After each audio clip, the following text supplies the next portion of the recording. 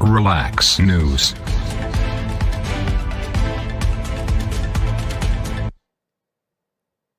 Hello and welcome to Relax 24. You are tuned into Climate of Crisis, a special episode where we are discussing the current ongoing political unrest in Sri Lanka. Life has become a long queue for Sri Lankans. The lack of cash means fuel, food and other basics are in short supply right now.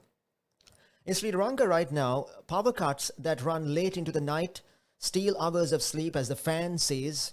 Whole families are waking up from the sapped from the month-long trial of shuffling their lives around daily blackouts after the country went bankrupt and essentially ran out of fuel. There are long days to be lived, work days, errands to be run, daily essentials to be bought at twice the price that they had just been a few months ago. All of this, you're starting a little more broken than you were just 1 week ago. Once you've had breakfast, eating less than you used to, or perhaps nothing at all, the battle to find transport begins. There have been long queues for fuel for months now, and now it's all but run out. In cities, fuel queues curl around entire suburbs like metal pythons, growing longer and fatter by the day, choking roads and crushing livelihoods. Tuk-tuk drivers with their 8-liter tanks are forced to spend days lining up before they can run hires again, for 48 hours in some cases, before they are forced to rejoin the queues, bringing pillows, changes of clothes and water to see them through the ordeal. Lately, the cost of food, of cooking gas, of clothes, of transport, and even what electricity that the state will allow you to have has skyrocketed so badly as the rupee's value has plummeted, that even the largest from the moneyed communities have been in short supply.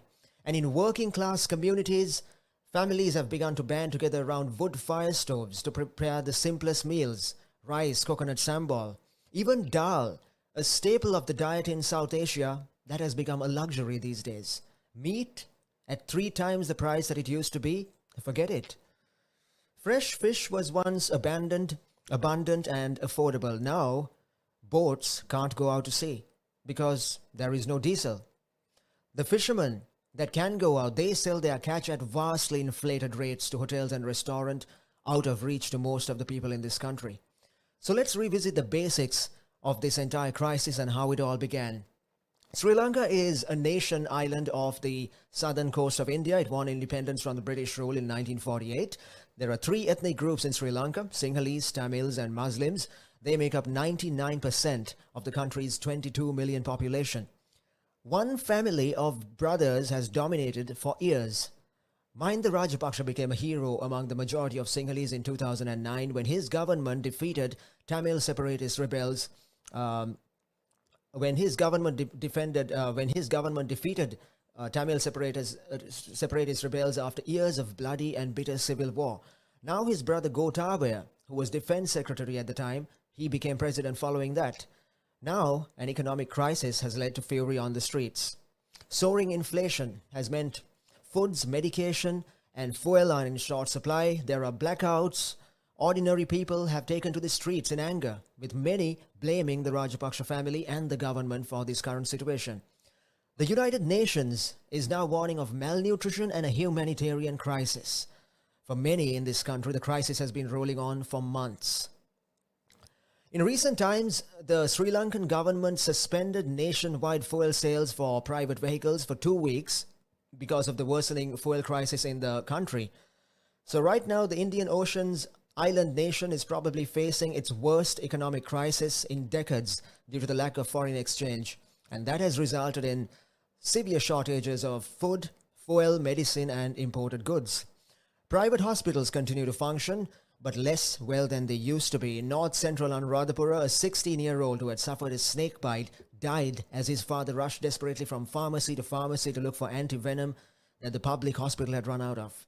The healthcare sector can no longer afford many life-saving medicines. In May, a 2-year-old with jaundice died after her parents could not find an auto rickshaw to take her to hospital. Now, as economics have pointed out, it is the sweeping tax cuts of 2019, lobbied for and cheered on by many corporate and professional groups, that is what contributed to the emptying of Sri Lanka's coffers and contributed to bringing the nation to the brink that it is on right now. And when you look lower down the economic ladder, people are attempting to buy bicycles to make trips to work, to find exchange rate that has even put some forms of transport out of reach. And this has been the worst of power cuts that has set off Colombo's major protests late in March. Back in the time, the 13-hour daily outages had left a nation exhausted in the hottest weeks of the year. That fatigue sparked widespread fury. Crowds of thousands descended on the eastern Colombo suburb of Marihana, where the president resides. Of all the demonstrations in this country over the past year, this was perhaps the most visceral.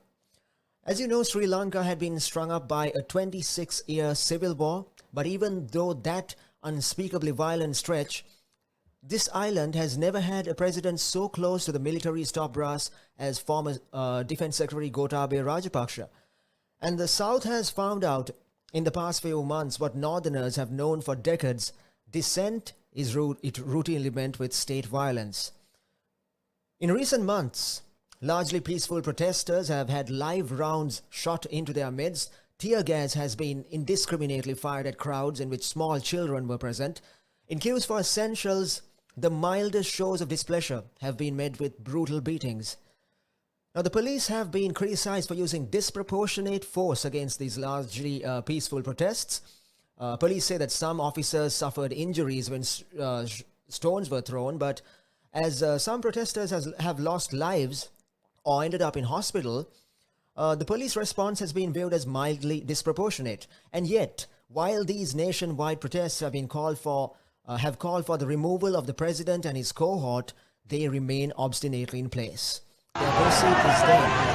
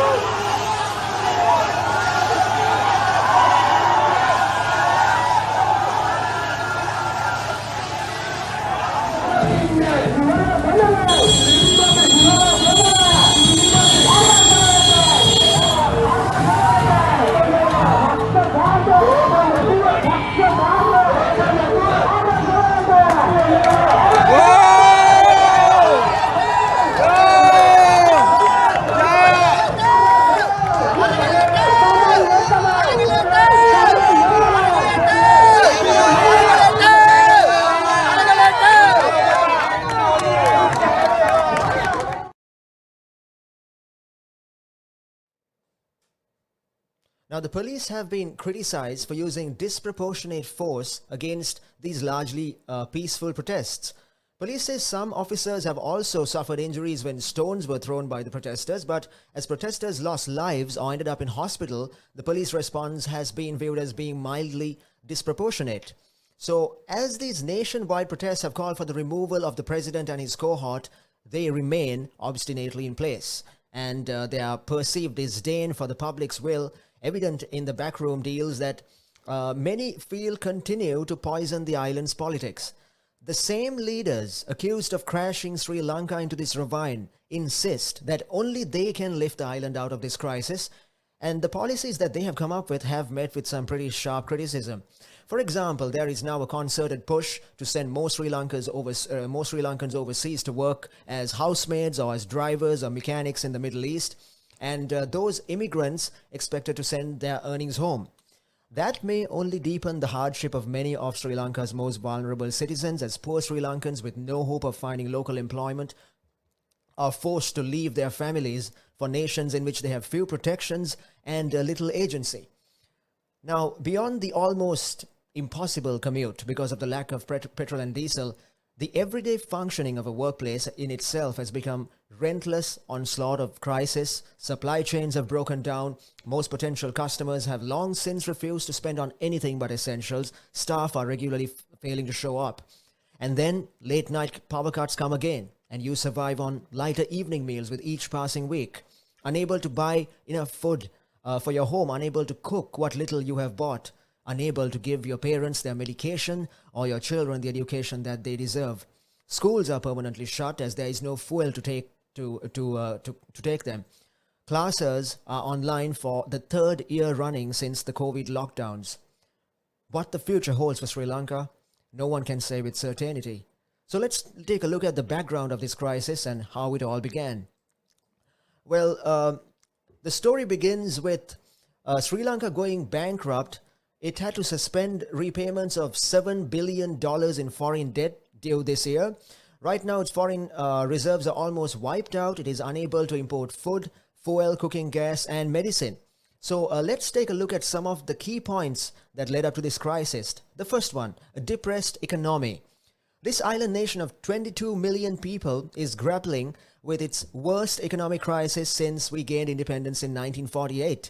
And that has come from the confluence of the COVID-19 pandemic, battering the tourist-reliant economy, rising oil prices, and populist tax cuts by the government of President Gotabaya Rajapaksa and his brother Mahinda, who resigned as Prime Minister in May.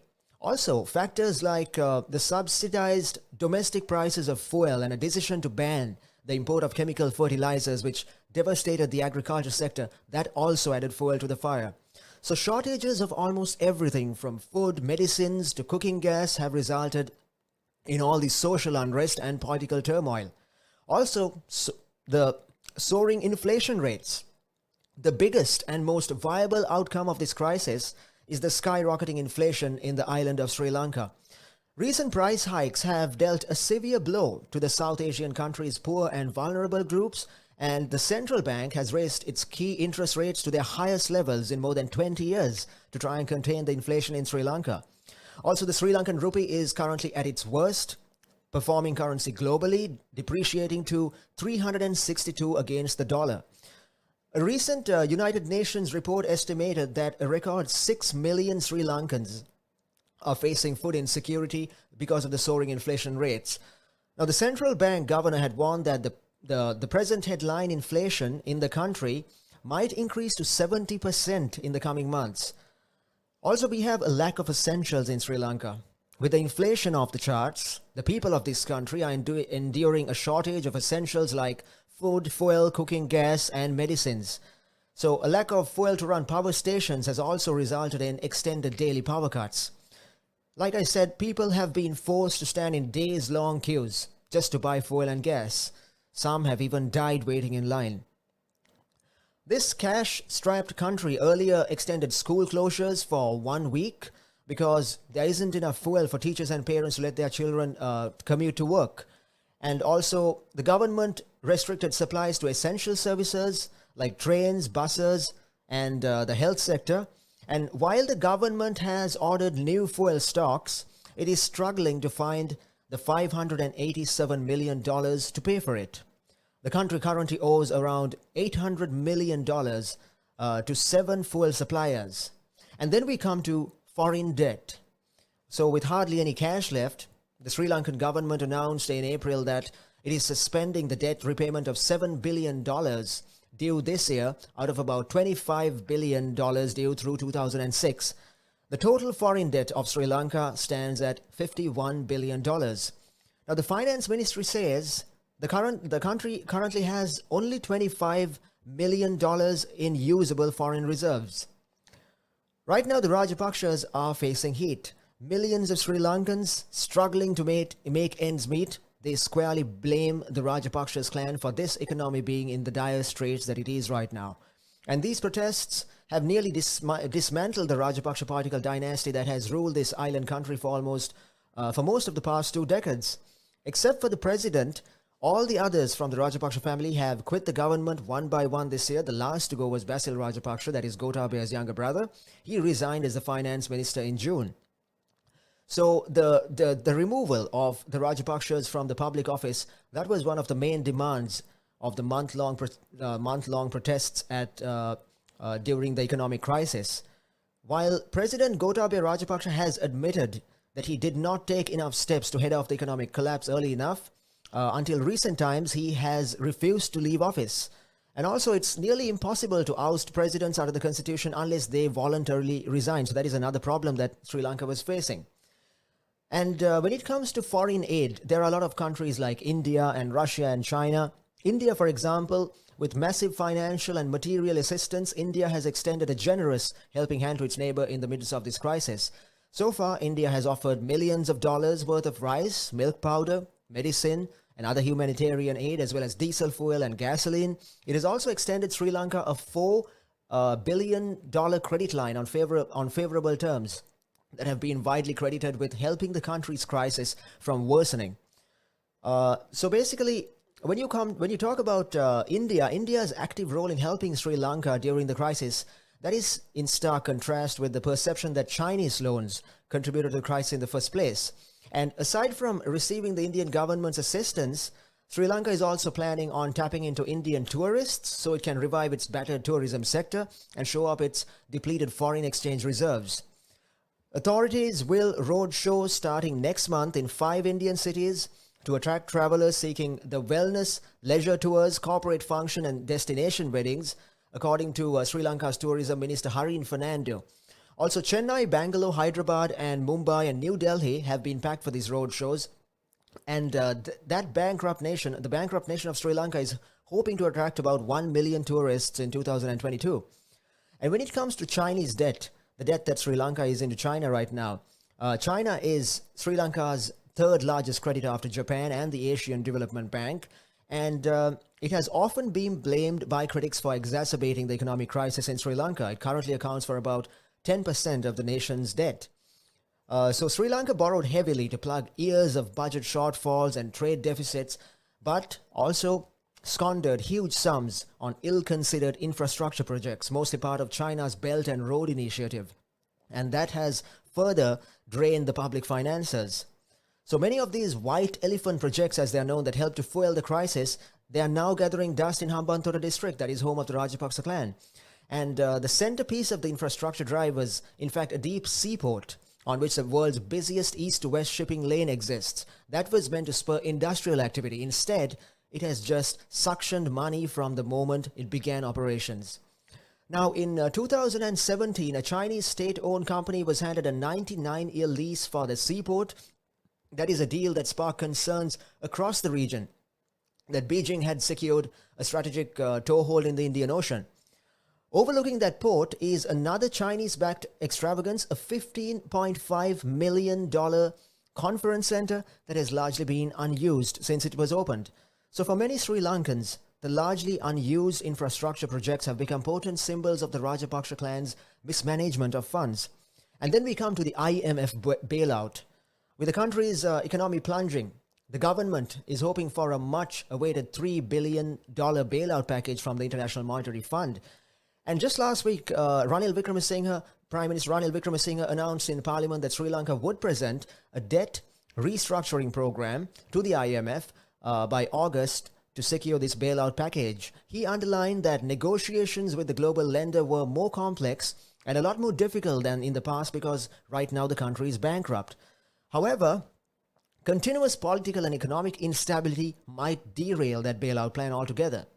So when you're talking about help from Russia, can Russia help Sri Lanka? Well, right now, as you know, Western countries have snubbed Russia over its invasion of Ukraine, and Sri Lanka is looking to explore a beneficial relationship with that country to tide through the fuel crisis. Earlier this week, President Rajapaksa had a very productive conversation with his Russian counterpart Vladimir Putin to negotiate a credit line for purchasing discounted oil from Moscow to defeat the economic challenges faced by the island nation of Sri Lanka.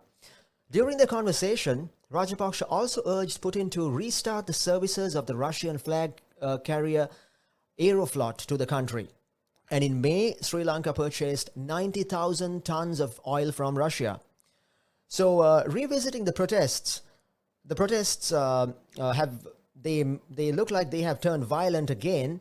Let's revisit the protests fast-tracked to the present day. Just yesterday, Sri Lanka entered its 92nd day of unceasing citizens' protests in Colombo. Dozens have been residing in a tent city of resistance known as Gotagama. Other groups have also been continuing to protest across the island, and they have set up local versions of Gota Gummers or Gota Go villagers to reiterate the chief demand of an unprecedented people's uprising in Sri Lanka. So these mass protests began in April as Sri Lanka's economic crisis deepened. That followed a balance of payment problems, like I said, that led to the severe dollar crunch that the country is facing. It manifested in shortages and spiraling living costs. Now, just yesterday on Saturday afternoon, despite police using water cannons and tear gas in the area, protesters in Sri Lanka stormed the palatial official residence of the president.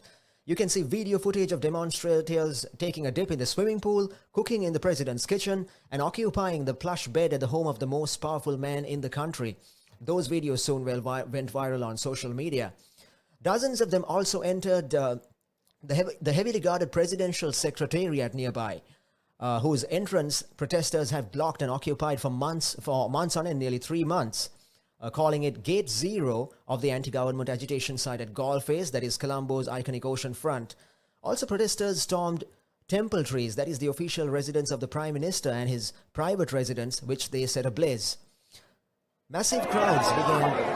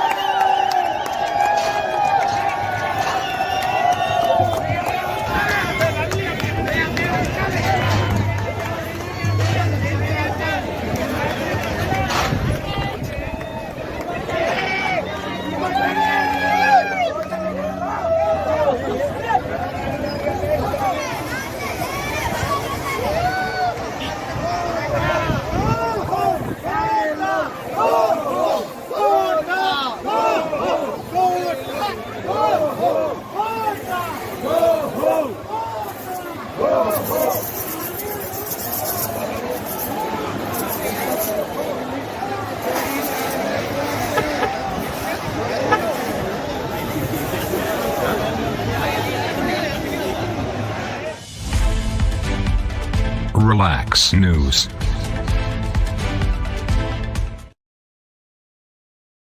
Welcome back to Relax 24, and you're tuned into Climax of Crisis. This is a special episode where we are talking about the ongoing political unrest in Sri Lanka. So on Saturday afternoon, like you saw in the visuals, despite police using very heavy resistant water cannons and tear gas in the area, protesters stormed the president's home in Mirihana. And you saw video footage of demonstrators taking a dip in the swimming pool. They were cooking in the kitchen, and they had basically entered the house of the president. So also massive crowds began descending on Saturday morning in Colombo, because everyone just had one goal in mind: to oust their failed leaders who had failed the country. Now, despite even public transport being severely hit, the country has nearly run out of fuel. Tens of thousands of people from all over the country reach the capital of Colombo. They even travel from other districts in overcrowded buses or trains. And apart from just a few who had conserved fuel for their private vehicles, most of the demonstrators arrived at Galle by foot, including those from Colombo's suburbs. They walked 20 kilometers or more to the venue in the scorching sun. And dozens of people also squeezed into pickup trucks, and they were chanting "Gota, go home" as they held on to the vehicle's metal frame with one hand and vigorously waving the Sri Lankan flag with the other. So student groups had also marched to the main agitation site on the capital on Friday, braving the tear gas and the water cannons that were being unleashed on them by the police. The government tried their best to curtail the protests. They asked the public prosecutor to obtain a restraining order, which the magistrate court refused to grant, and imposing an abrupt police curfew late Friday night, ordering people to stay at home. The curfew backfired amid wide resistance from lawyers and political opposition and civic activists. Authorities were forced to lift it on Saturday morning. However, police reportedly resorted to tear gas, water cannons, and attacks on these peaceful protesters and media persons on Saturday, injuring dozens of people. Right now, we are joined by one of our reporters, Mia Kiko, reporting live from Gota Gogama, the scene of the protests. After nearly 4 months of struggle, one night, thousands of Sri Lankans coming together yesterday for one purpose: to send the corrupt politicians of Sri Lanka home. They have succeeded.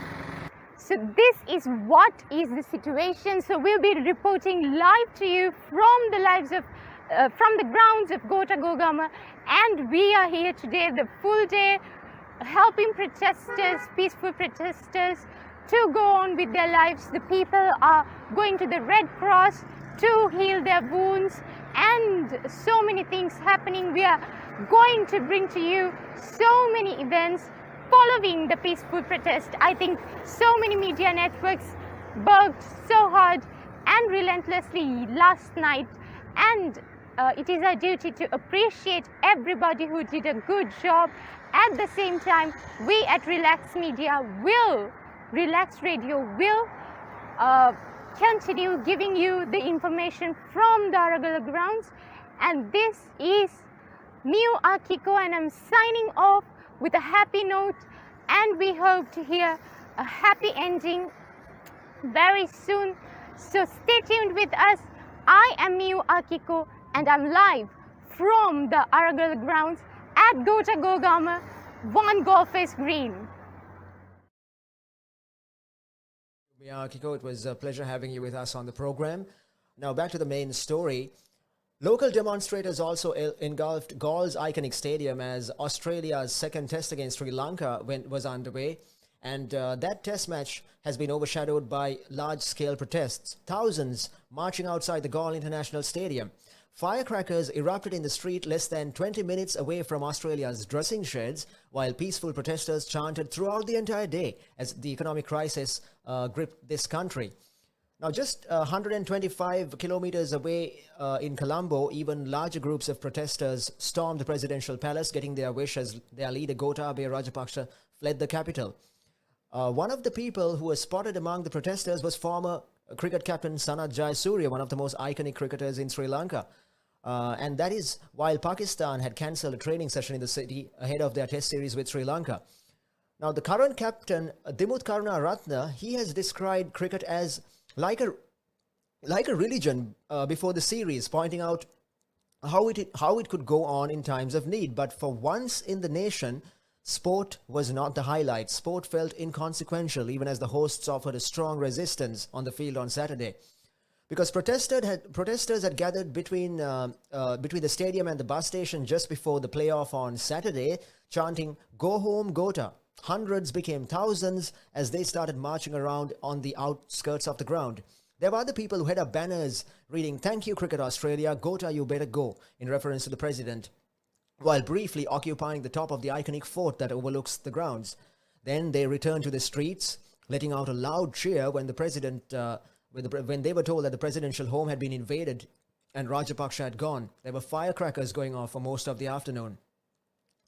But it has now, television broadcasters at the match managed to block out the audio and the vision of the protesters' chants, but it has been impossible for even the players to ignore. In one incident, Steve Smith took a moment away from batting to look in the direction of the loud chants during his 145 not out. He said, "The country is in turmoil and people outside are having their say." Now, Australia's cricket team have long been aware of the situation in the country, driving past long queues for fuel en route to the ground every morning, while also experiencing long power outages. Also, Captain Pat Cummings of Australia hit social media on Saturday morning to push for financial aid and donations for this country through UNESCO. He posted a video of himself speaking to school children about the crisis. Also, there have been the cricket team of Australia have been surrounded by heavy security in the country right now. There are armed guards in front of the team hotel in Colombo, but there remain no security concerns from Cricket Australia, with the protests being mainly peaceful. And currently, Sri Lanka is listed as reconsider travel by Australia's Department of Foreign Affairs. So, on another note, Sri Lankan Prime Minister Ranil Wickremesinghe's house was set on fire by protesters last evening, angered by this unprecedented economic crisis in the island nation. Just a few hours ago, protesters had marched into the president's home also, demanding that Gotabaya Rajapaksa resign.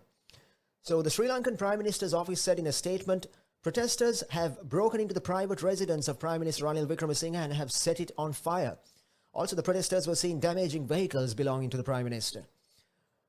In a rather sad incident, during a tense situation opposite the Prime Minister's residence, the Sri Lankan Police Special Task Force attacked 4 News First journalists who were covering the ongoing protests. That attack was carried out by Sri Lankan police and the STF division close to the private residence of Ranil Wickremesinghe. And just moments after the attack, fellow journalists rushed to the scene and they too were obstructed by security force personnel. So where is the justice when events like this happen? Sri Lankan Prime Minister Ranil Wickremesinghe has in fact expressed a grave regret over the assault of the journalists who were covering the protests in the crisis-hit nation. And he issued a statement that said, freedom of media is paramount to democracy in Sri Lanka. The Prime Minister requests both the security forces and the protesters to act with restraint to prevent any violence and to ensure the safety of the public.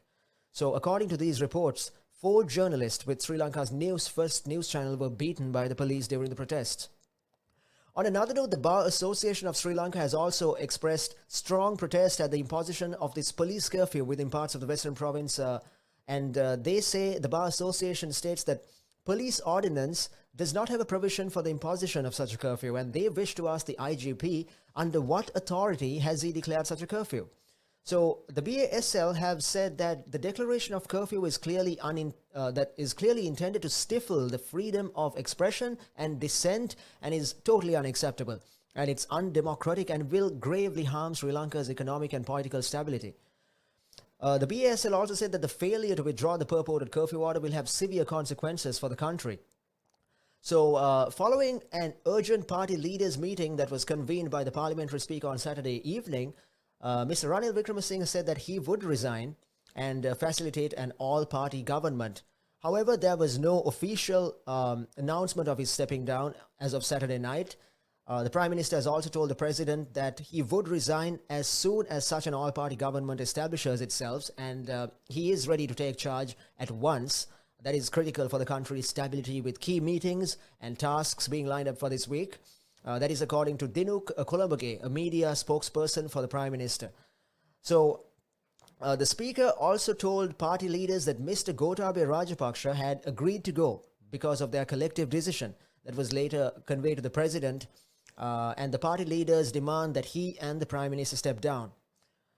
Prime Minister Ranil Wickremesinghe says that Sri Lanka is bankrupt. He said that on Tuesday as the country entered its worst financial crisis in decades, millions struggling to buy food and essentials.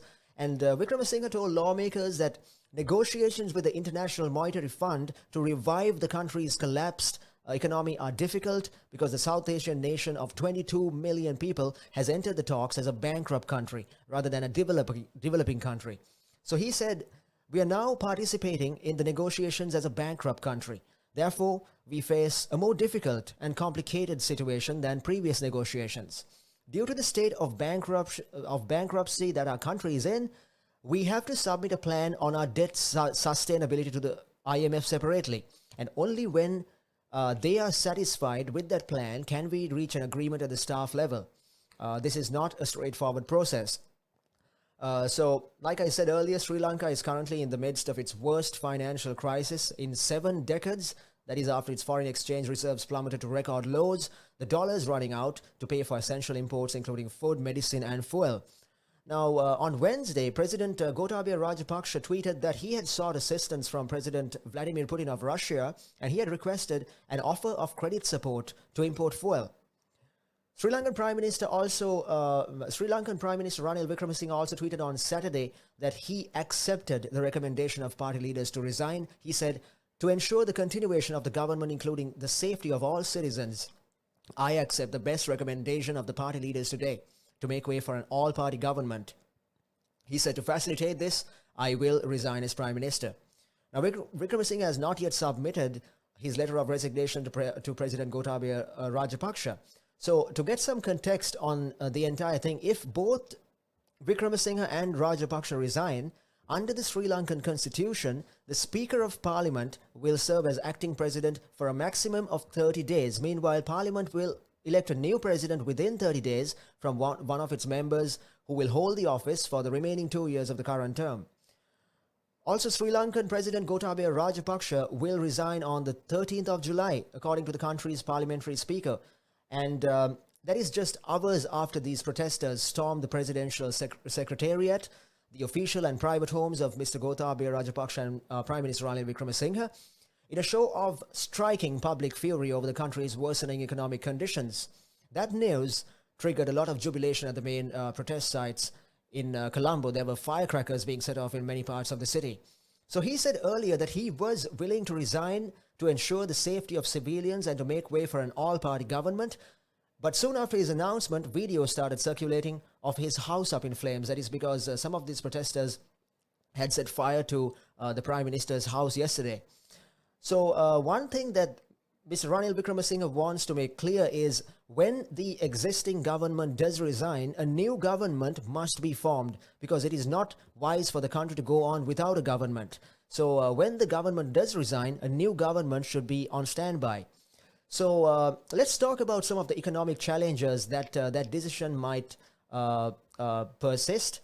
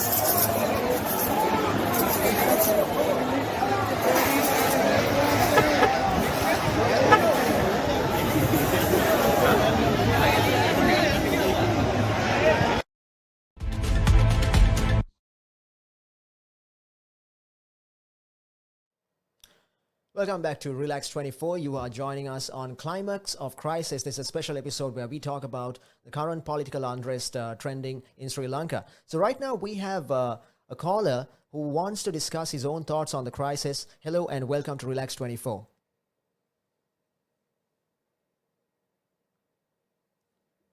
Right?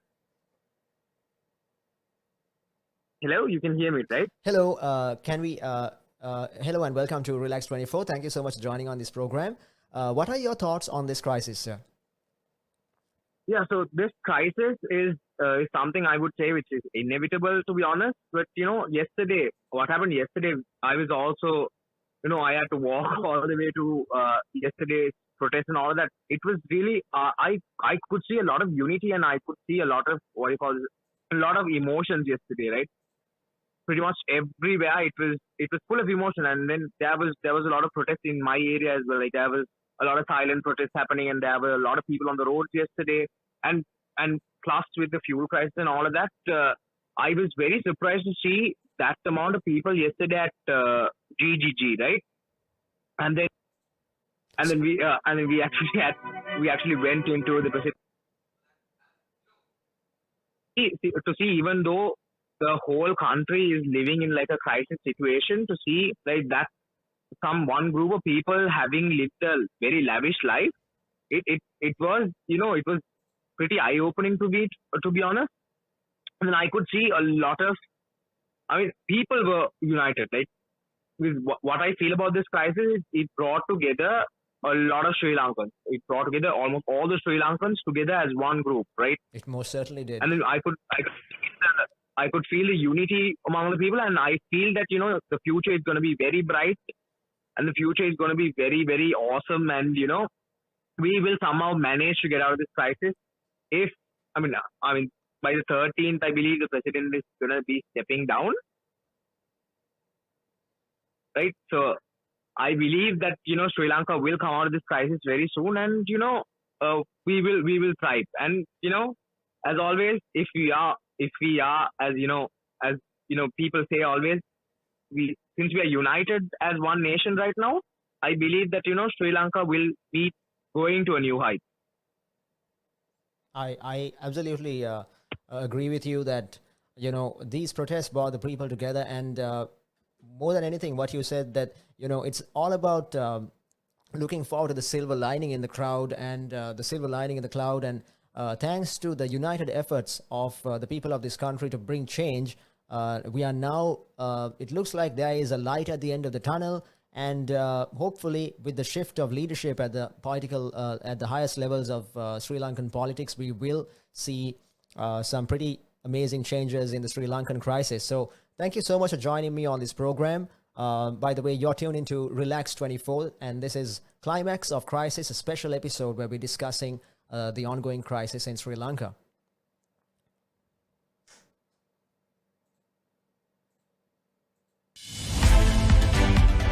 Relax News.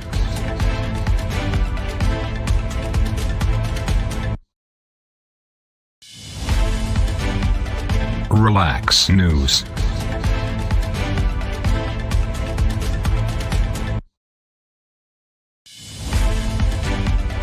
Relax News.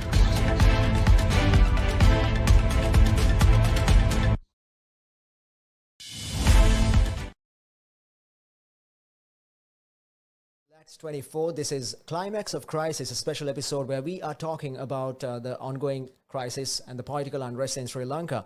So let's talk about the future of Sri Lanka after the president and the prime minister resign. After that, the task of forming an all-party government will prove challenging because the Sri Lankan opposition is fragmented and the opposition parties together do not have a parliamentary majority. Even if the opposition does form a government, perhaps with support from MPs in the government benches, it would not inherit a crashing economy with quick fixes. And a change at the country's helm will not mitigate its economic crisis either.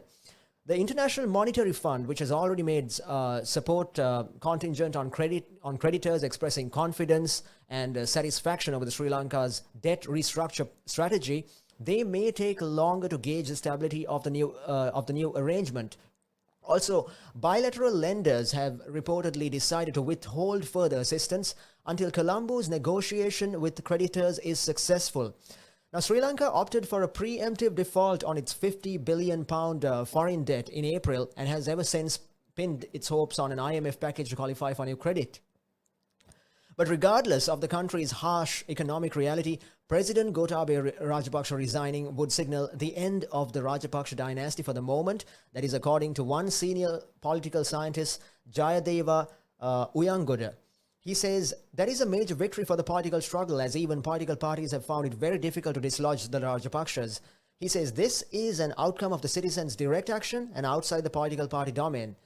And at the same time, Sri Lanka has another daunting challenge, facing multiple crises: economic, social, political, and in governance.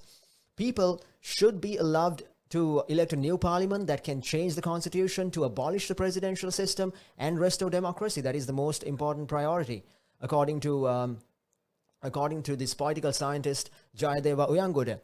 So when he was speaking about the economic problems, he said there is no guarantee that a caretaker government or a new elected government can solve any of this in the short term, because if you look at what happened in Italy or Greece, Argentina, Lebanon or Zambia, Sri Lanka should also expect a period of political instability. And the United States, after Saturday's events and the protests, the United States was appealing to Sri Lankan leadership to act promptly to resolve the country's economic crisis. One State Department spokesperson said any new government should work quickly to identify and implement solutions that will achieve long-term economic stability and address the Sri Lankan people's discontent. And any new government should work quickly to identify and implement solutions that will achieve long-term economic stability and address Sri Lanka's discontent. And that is according to the State Department spokesperson, Secretary of State Anthony Blinken. That is what he said about the Sri Lankan crisis. So on that note, we have come to an end of today's coverage of the current political crisis and the unrest currently underway in Sri Lanka. Some good news and some bad news. One thing is for sure, the protests, they seem to have reached a milestone with the milestone resignation of two of the nation's leaders in the interest of the betterment of the country. So on that note, thank you so much for joining me on Relax 24. You were tuned into Climax of Crisis, a special episode where we were talking about the current unrest in Sri Lanka. Relax News.